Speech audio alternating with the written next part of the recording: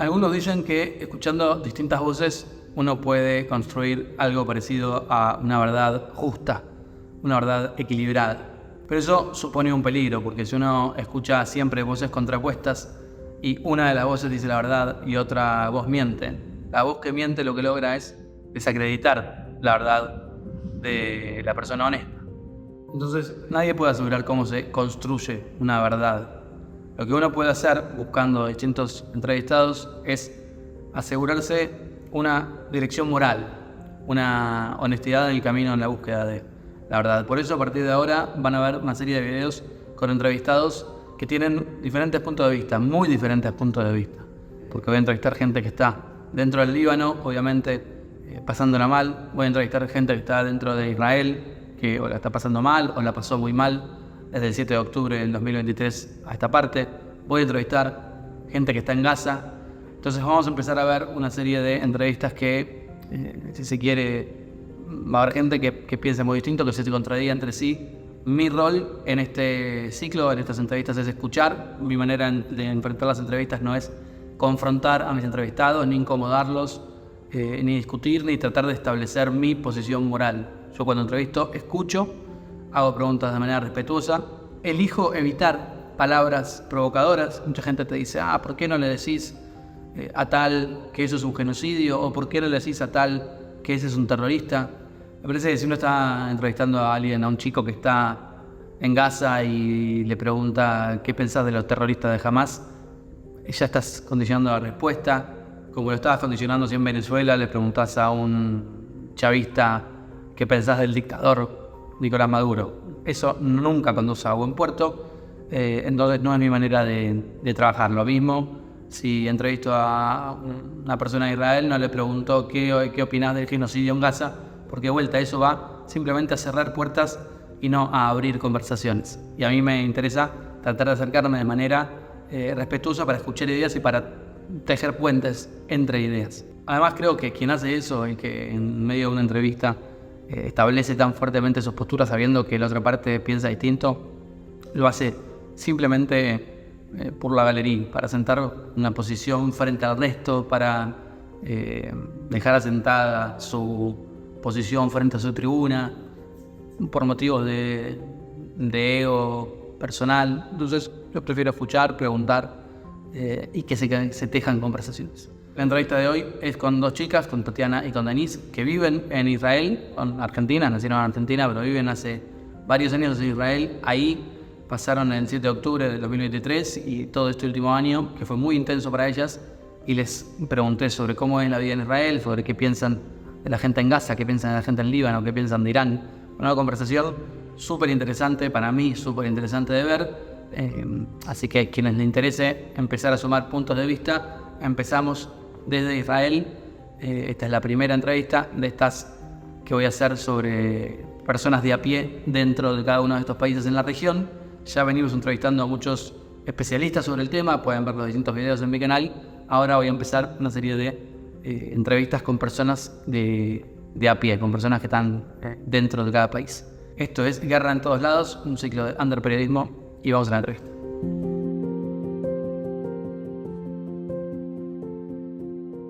¿Hace cuánto viven en Israel? Las dos vivimos hace ya casi 5 años.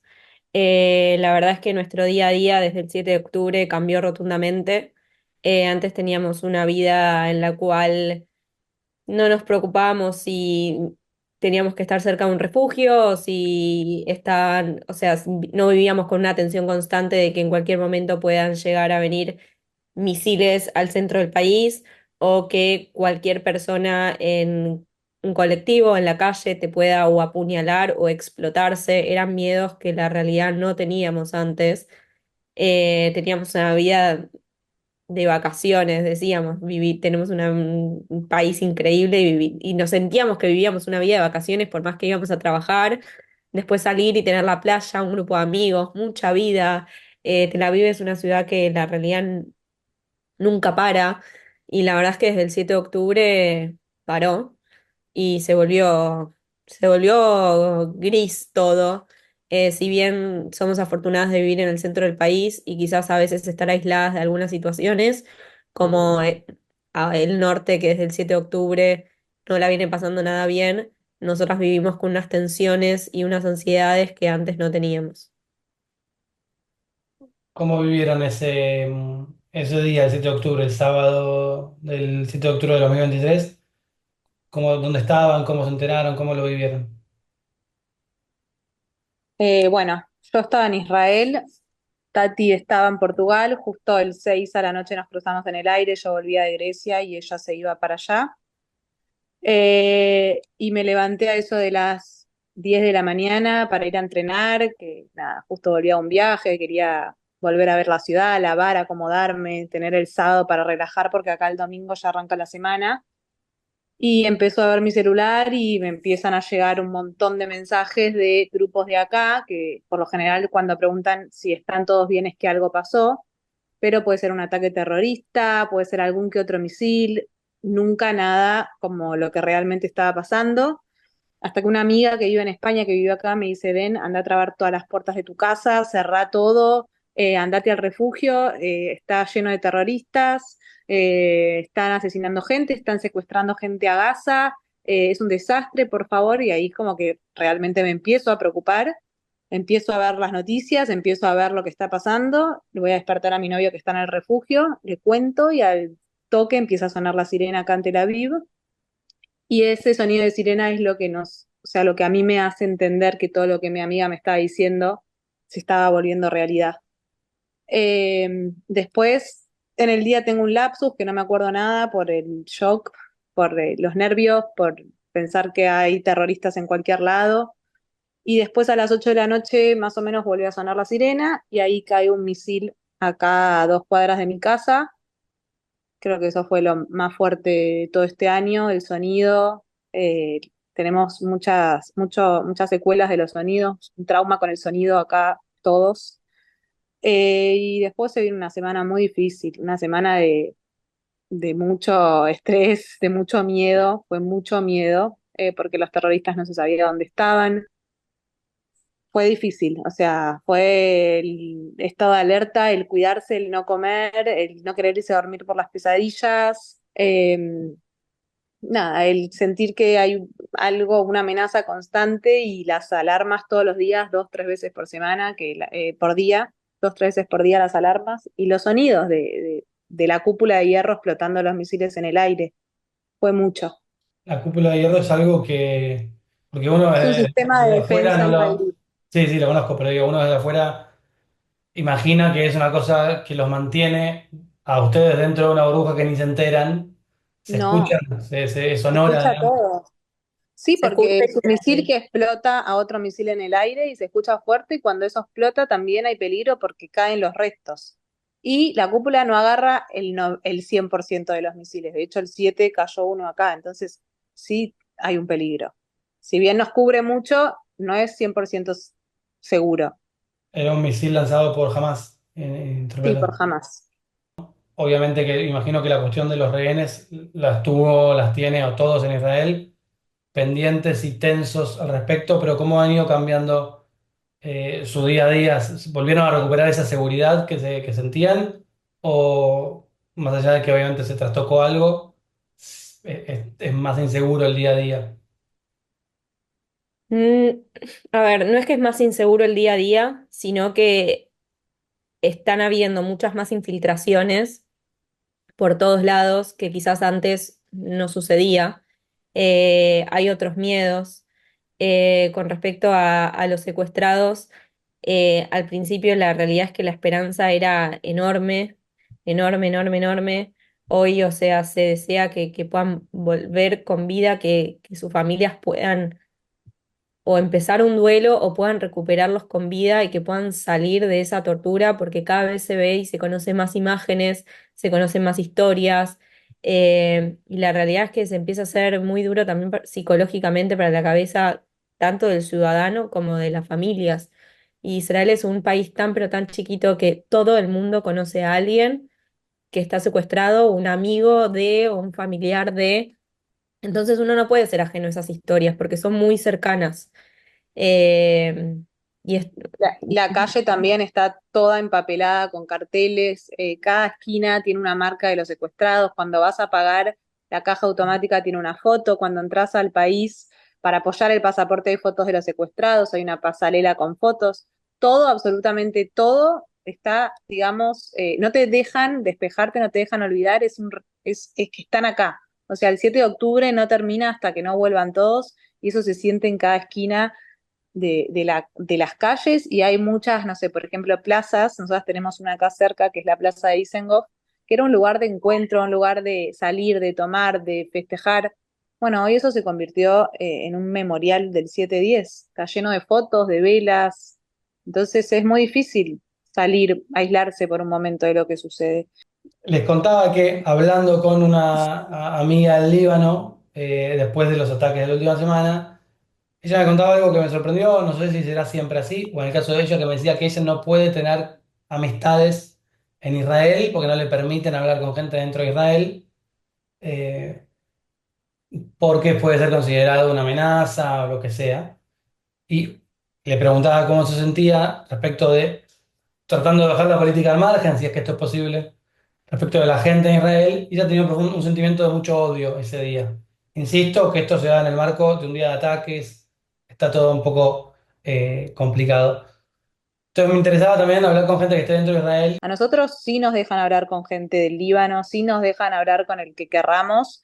Nosotros vivimos en un país que es una democracia y tenemos esa libertad para hacerlo. Entiendo que quizás desde el otro lado tengan más censuras. Nosotros vivimos en un país democrático y podemos tener contacto con gente del Líbano. Bueno, aprovecho que tomás el tema. No sé si tienen amigos en el resto de la región o si o cómo se sienten respecto de. Sí, o sea, esta chica en Líbano se dedica a la moda, está cero interesada en la política. Obviamente que está afectada porque, bueno, como todos le cae una bomba al lado, se afecta. ¿Cómo es tienen vínculo con alguien de países vecinos o están o no?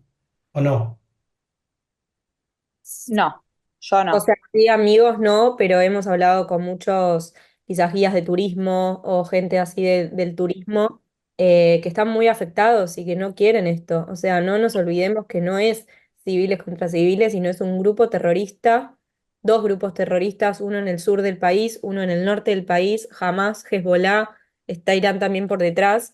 Y Israel llevaba mucho turismo a Egipto, a Jordania, y son los países, o sea, están muy afectados.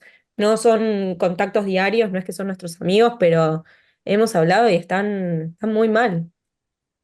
Em, la chica esta creo que me decía algo como que lo que, bueno, a mí me impacta, pero bueno, que ella estaba tan enojada con Israel, que odiaba a Israel, me dijo que me habló de odio, y me dijo en este momento, me dijo una frase que a mí me impactó, me dijo, si Israel se está enfrentando a un demonio, yo en este momento voy a apoyar al demonio.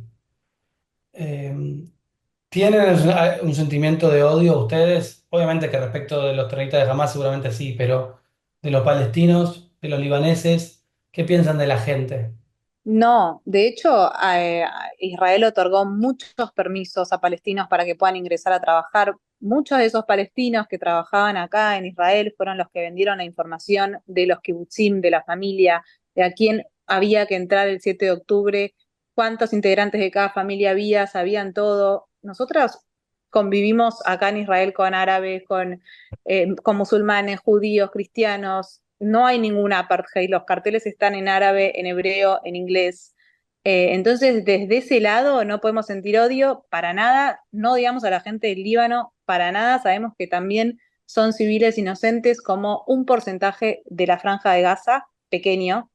Eso sí lo aclaró, un porcentaje pequeño porque muchos civiles fueron los que entraron a Israel el 7 de octubre y muchos civiles tuvieron a gente secuestrada en sus casas. Entonces, sí hay gente inocente en Gaza, por supuesto, es un porcentaje pequeño, no lo mismo con el Líbano.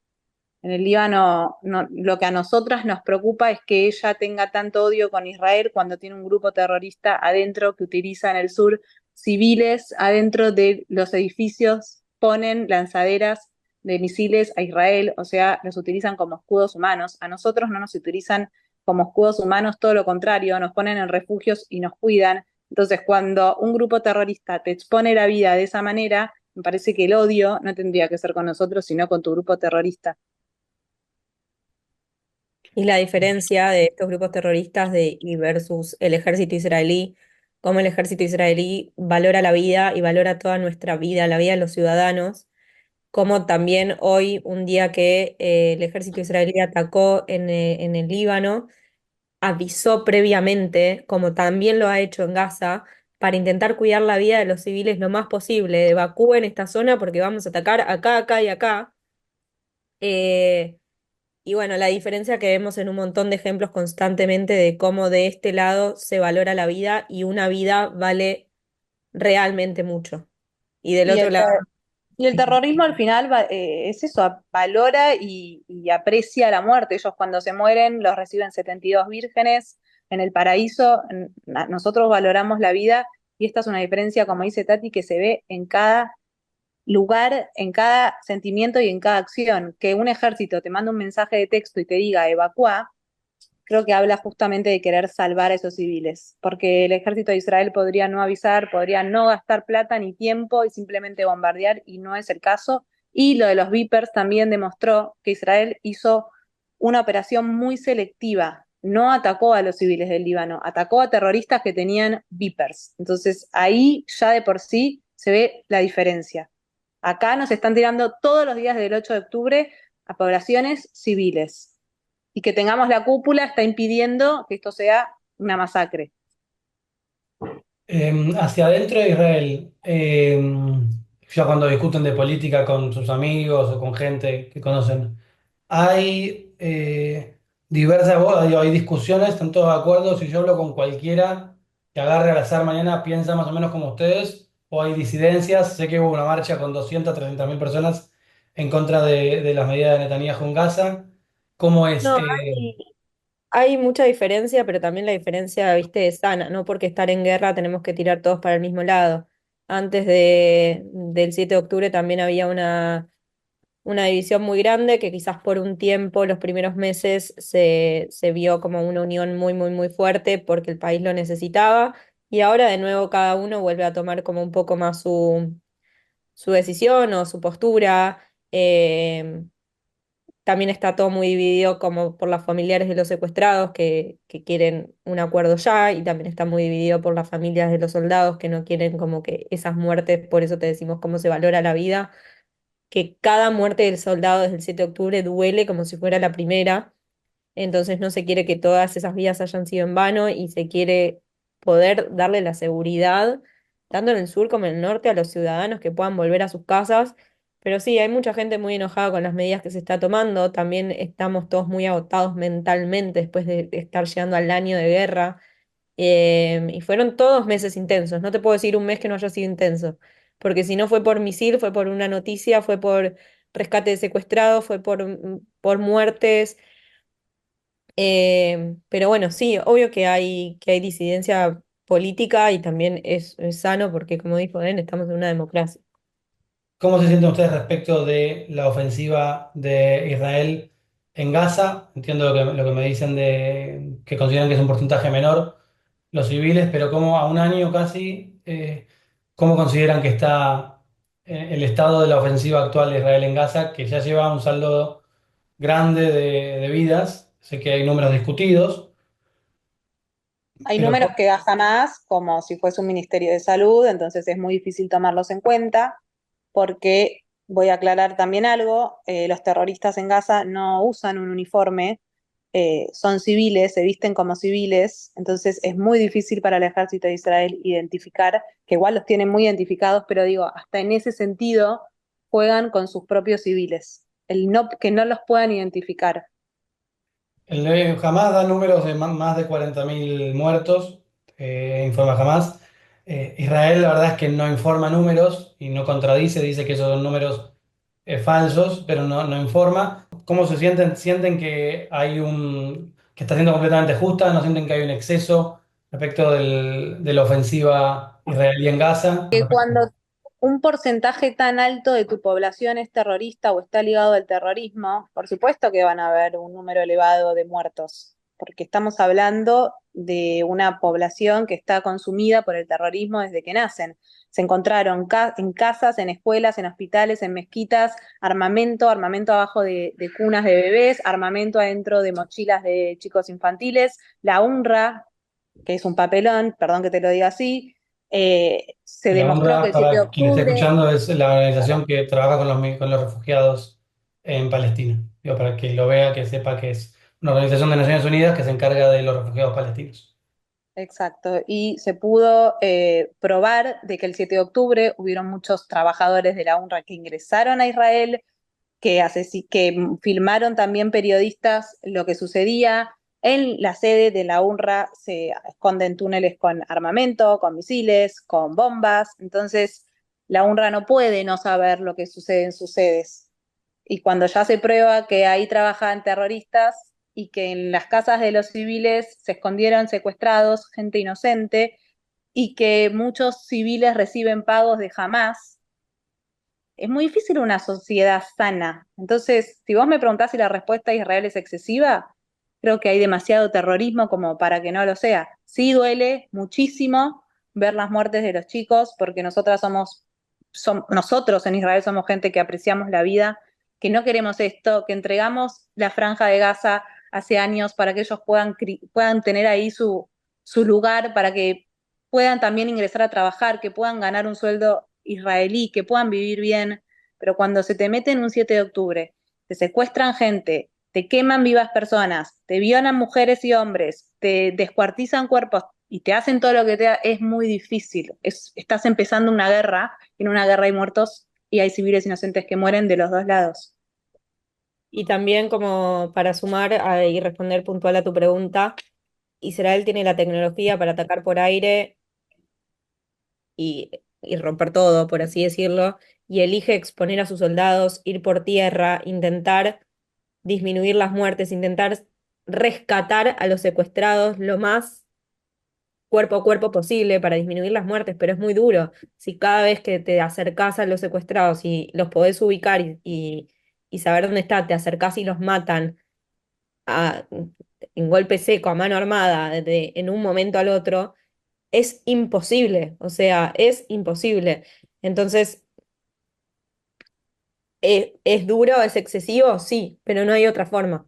No hay otra forma porque no hay forma de arreglar. Todas las veces que se quiso negociar por la palabra, no hay forma, no hay respuestas de su lado.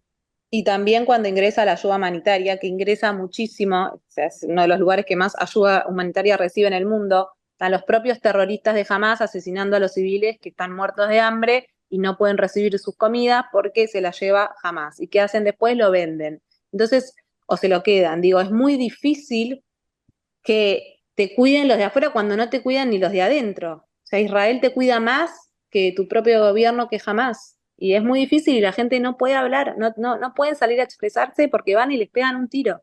Entonces, es difícil.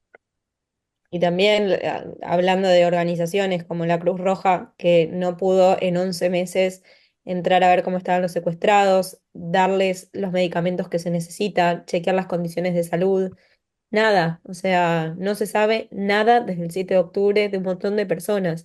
Estamos hablando de que se llevaron más de 250 personas y que ya quedan 100 en túneles que no sabemos si quedan con vida.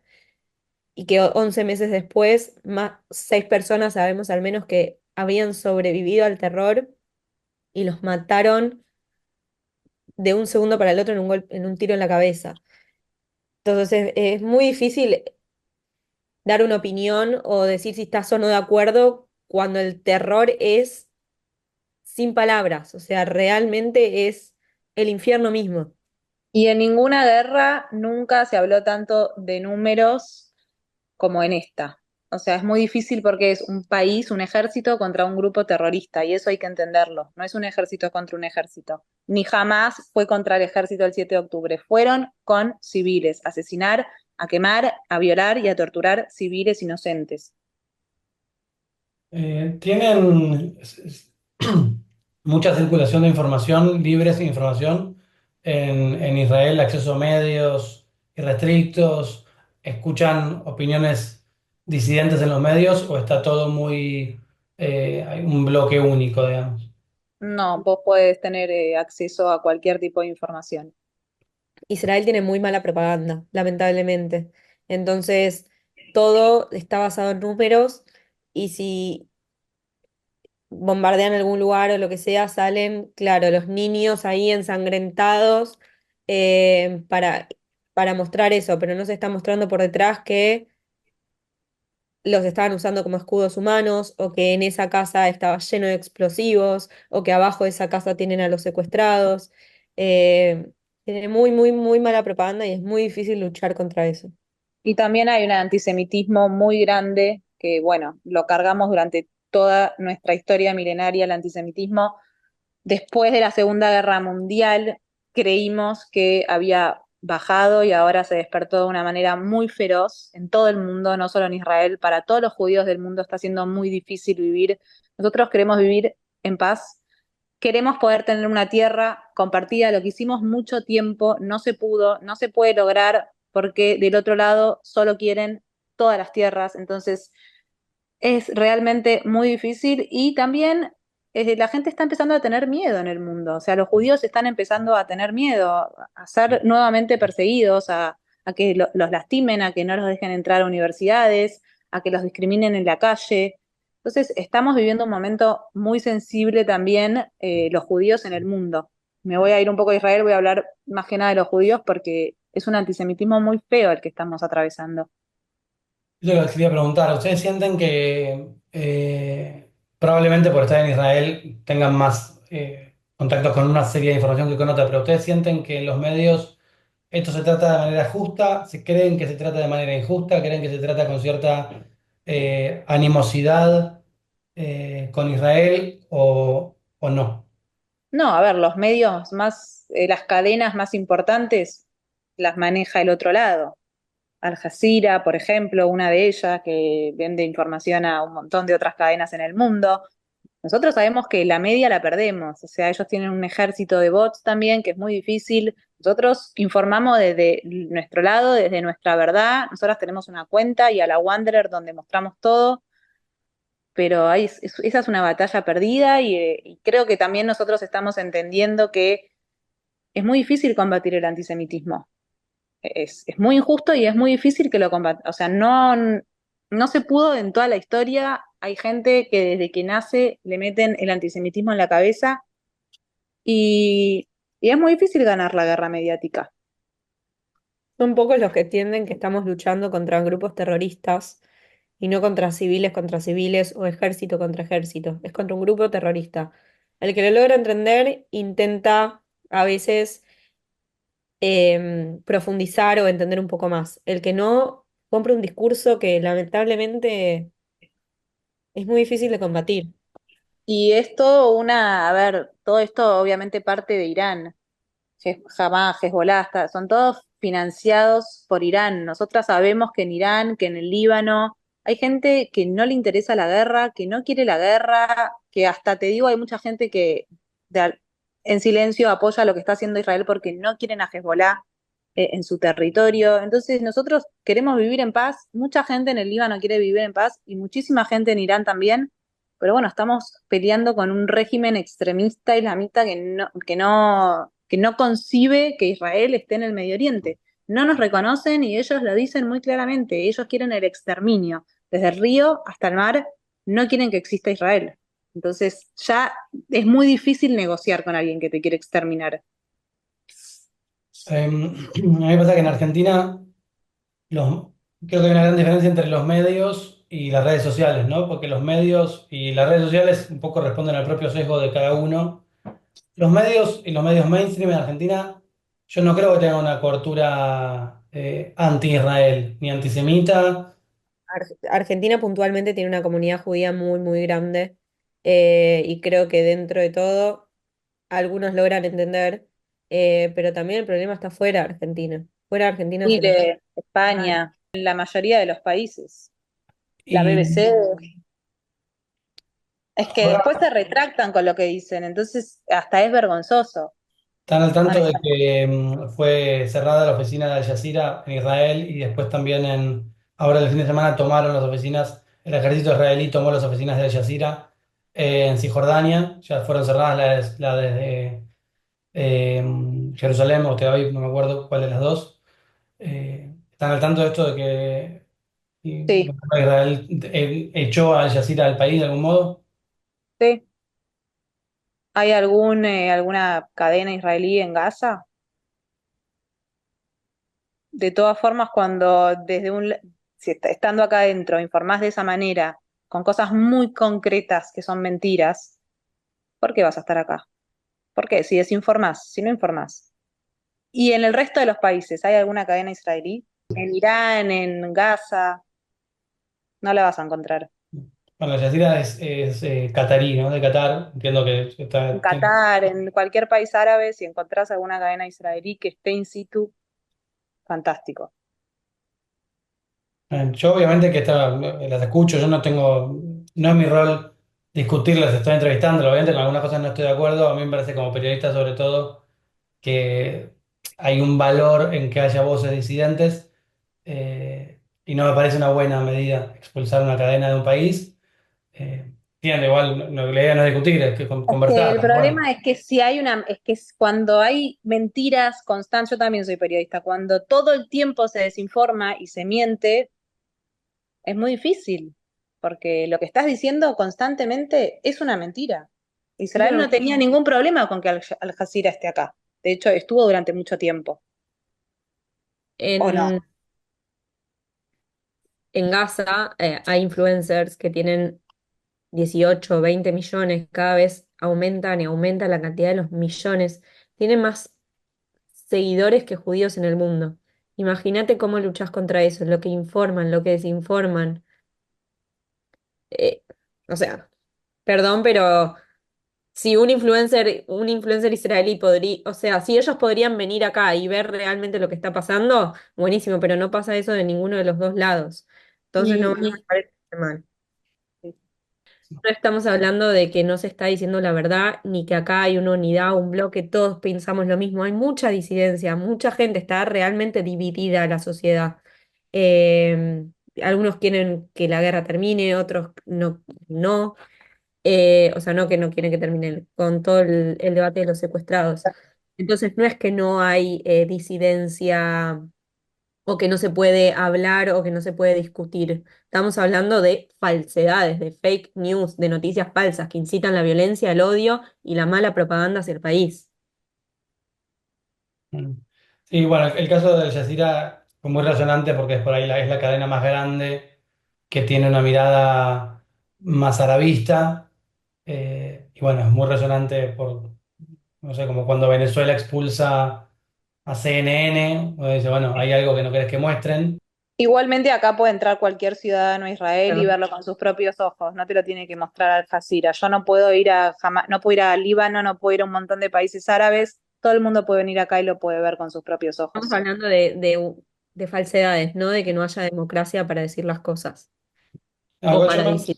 me preocupa más, igual por ahí estoy equivocado, pero no tanto lo que puedan mostrar de Israel, sino que muestren en Israel lo que ellos relevan en Gaza, ¿no? Como las oficinas a veces no son solo para cubrir el terreno, sino para poder difundir en Israel, en este caso, la cobertura que hagan en Gaza, que creo que igual debe ser importante para ustedes verla, más allá de que Ah, no no crean en llega, Al o Jazeera, sea, no pero llega. El ejército también lo difunde y difunde también cuando, por así decirlo, baja edificios, mata gente, lo difunde. No es que no lo vemos muy claro y con nuestros propios ojos. Pero una cosa es la verdad y otra cosa es la mentira. Y también nosotras, para tener una cuenta como la que tenemos, necesitamos ver los dos lados. No podemos estar completamente ciegas porque no nos hace completas, digamos. Entonces estamos constantemente viendo qué pasa de un lado, viendo qué pasa del otro, atando cabos, que esto es verdad, que esto es mentira. Si nosotras sacamos una fake news, las pocas veces que nos pasó rápidamente pedimos perdón, nos arrepentimos. Creo que ese también es un valor que a veces falta, el de decir, che, me equivoqué, esto no es verdad, pasó esto, pasó lo otro. Y que quede claro, o sea. Nosotros también sabemos que mueren civiles del otro lado, que la están pasando muy mal, que el ejército no es ningún santo, o sea, sabemos las cosas que están haciendo mal de los dos lados, no es que, no, Israel hace todo bien, sabemos que hay cosas que no están bien, pero de nuevo, una cosa es incitar el odio y la mala propaganda y otra cosa es saber la verdad. Hablábamos antes del antisemitismo y de cómo sienten que está creciendo en el mundo. A mí me pasa que, sobre todo con este tema, es un tema muy difícil de tratar como periodista, eh, porque cuando contás una noticia, si es una noticia sobre Gaza, mucha gente en Israel te pide que cuentes lo que pasó el 7 de octubre. Cuando contás una noticia sobre Israel, mucha gente que sigue la causa palestina te dice que sos un sionista. O sea, me han acusado de sionista y de antisemita en el mismo posteo.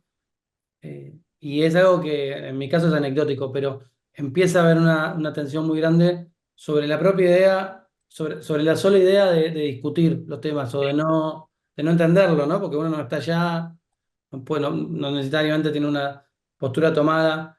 ¿No sienten que hay cierta imposibilidad eh, para entender el desacuerdo o la crítica, por ejemplo, a lo que pasa en Gaza? ¿No sienten que hay un poco de fanatismo respecto de esta idea de que muy pronto cualquiera puede convertirse en un antisemita o todo lo contrario? Si podés justificar lo que decís, creo que está buenísimo estar abierto al diálogo.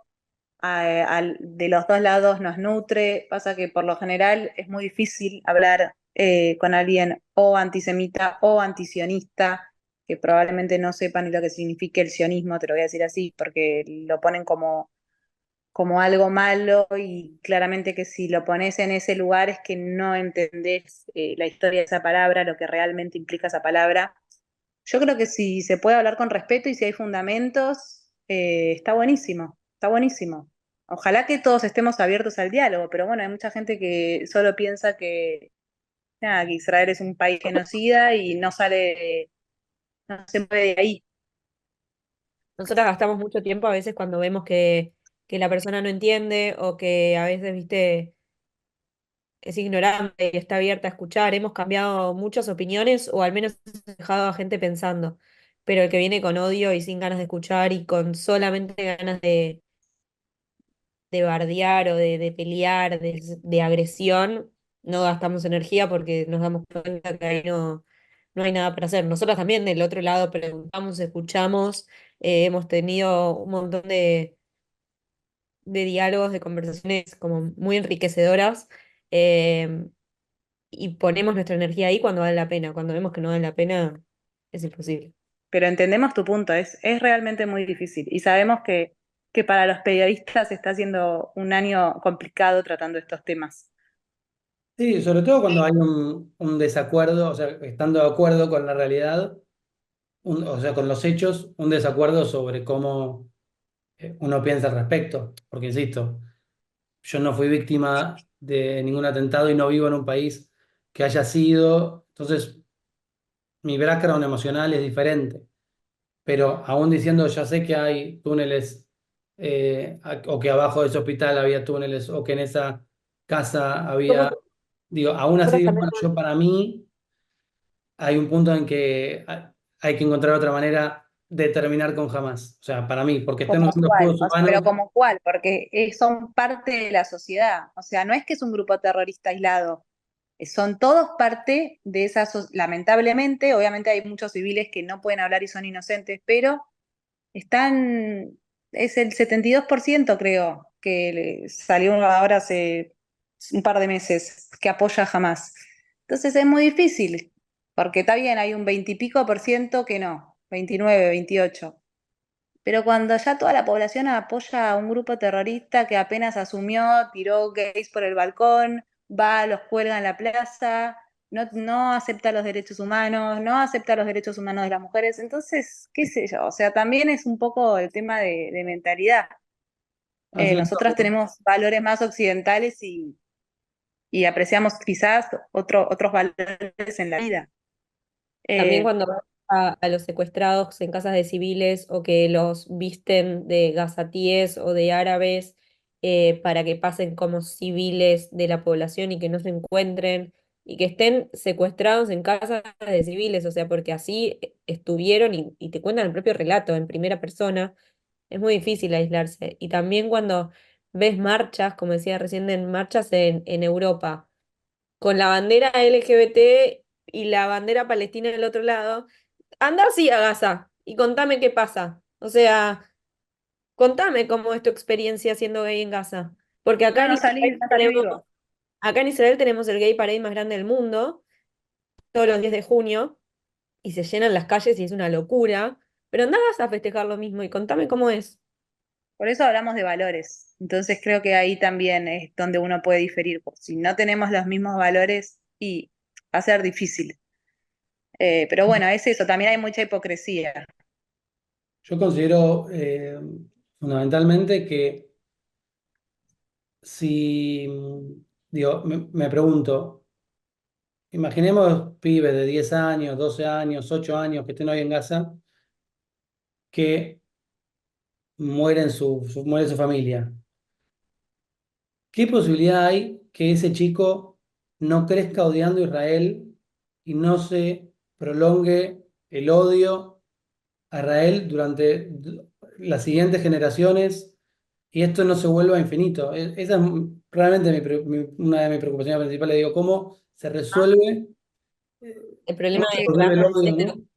el problema es que antes del 7 de octubre, cuando Israel no estaba controlando la Franja de Gaza ni estaba ahí adentro, lo que se les enseñaba a esos chicos de 10 años que vos estabas contando, ya era el odio a Israel y ya eran las ocupaciones y ya era matar a los judíos y el genocidio. Y entonces hay que poder ir contra las generaciones y poder como armar, como contar las dos caras de la moneda, porque ya se hablaba de un odio tremendo contra los judíos y contra Israel y contra mucho antes del 7 de octubre, mucho antes de que esté pasando todo esto y que muchos chicos se estén quedando sin sus familias, que quizás lamentablemente sus padres son parte de la organización, terroristas o civiles. Se han encontrado en casas, en los colegios, los libros que estudian los chicos a esa edad. Acá no estudian eso los chicos a esa edad ni porque haya muerto su padre en Gaza en un accidente o en un ataque terrorista en Gaza o en mismo en territorio israelí. No se enseña eso.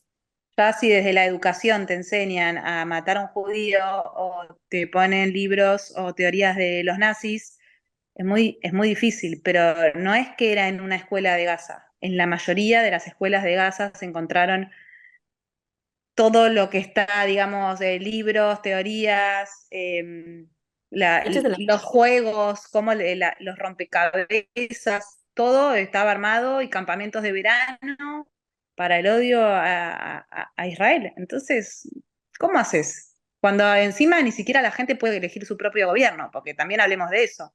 No es que el Gazatí puede ir, votar y que sea algo legítimo. Ahí gobierna jamás y gobierna jamás. Y entonces, qué sé yo, una democracia contra un pueblo que no puede ni votar, ni elegir, ni puede hablar, ni se puede expresar y que la educación tienen el terrorismo insertado, es muy difícil cambiar eso.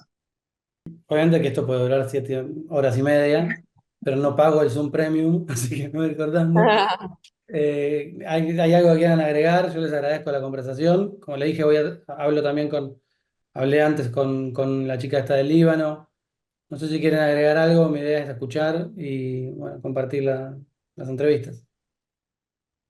No, o sea, nosotros queremos volver al país que teníamos el 6 de octubre. No queremos más ni guerra, ni escuchar más muertos, ni civiles. Queremos a los secuestrados en su casa. Es muy difícil, pero que puedan volver a empezar a recuperar un poco de, si pueden volver ese trauma que les va a quedar infinito, que las familias puedan empezar sus duelos, que nosotras podamos volver a vivir sin esa tensión y sin ese miedo de morir cualquier día o que todo el tiempo tengas cuidado para nosotros y para los civiles en el Líbano o en Gaza. Eso es, nosotros sabemos dónde estamos paradas y que nada es no es ni blanco ni negro, no somos ningunas extremistas y podemos entender y escuchar y entender lo que está pasando. Y bueno, eso, queremos A mí y me la paz. gustaría agregar que yo sueño realmente con un Medio Oriente con paz. Lo digo porque, bueno, mi familia viene de Siria. eh, Tengo muchas raíces de ese lugar. Yo nací con mis abuelos hablando árabe en mi casa. Quizás la gente no lo pueda entender esto, pero hay judíos que viven o vivieron en países árabes.